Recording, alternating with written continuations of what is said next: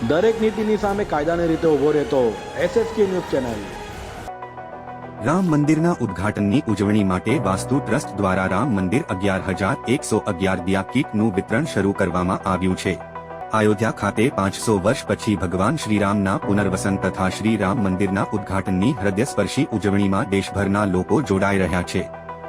ત્યારે વાસ્તુઘી દ્વારા 22મી જાન્યુઆરીને ધ્યાનમાં રાખી શનિવારે સવારે 9:30 વાગ્યે વાસ્તુ સર્કલ મોટા વરાછા ખાતે રામ મંદિર દિયા કીટનું વિતરણ શરૂ કરવામાં આવ્યું હતું। આ કીટ દીવા સાથે દીવો પ્રગટાવવા માટે વસ્તુ ઘીનું પાઉચ મૂકીને તૈયાર કરવામાં આવી હતી। આવા 11,111 કીટ્સનું વિતરણ કરવાની શરૂઆત કરવામાં આવી હતી।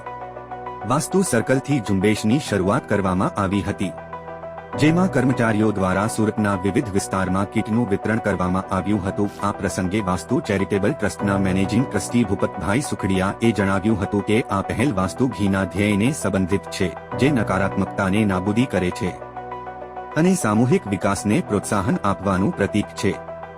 આ ઝુંબેશ વાસ્તુ ઘીના સામુદાયિક જોડાણને પ્રતિબિંબ છે। વાસ્તુ ઘી દરેકને આ સામૂહિક ઉજવણીમાં જોડાવા માટે આમંત્રિત કરે છે, જે દિયાના શુદ્ધ પ્રકાશથી ઘરો અને હૃદયને પ્રકાશિત કરે છે। ચાલો સાથે મળીને એકતા, સુખ અને સમૃદ્ધિની ભાવનાને જાળવીએ અને દેશના ભવ્ય મહોત્સવ જોડાય। આપનો પરિચય અને આપની સંસ્થાનો પરિચય। મારું નામ ભૂપત સુખડિયા છે અને હું વાસ્તુ ચેરિટેબલ ટ્રસ્ટ તરફથી છું।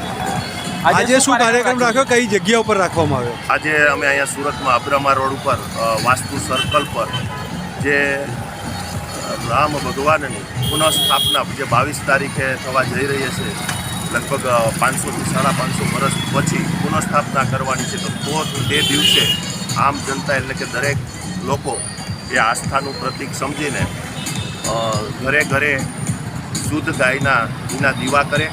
અને અમે અહીંયા એક કીટ બનાવી છે કે ગોડિયું માટીનું વાટ અને ગાયનું શુદ્ધ ઘી અમે અહીંયા લગભગ 11,000 કરતાં વધારે પાઉચનું આજે સુરતના અલગ અલગ એરિયામાં જઈને વિતરણ કરવાના છે।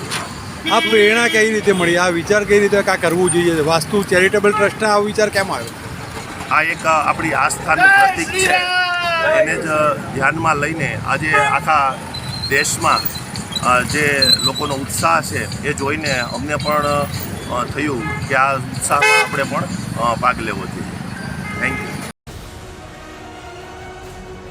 દરેક નીતિની સામે કાયદાની રીતે ઊભો રહેતો SSK ન્યૂઝ ચેનલ।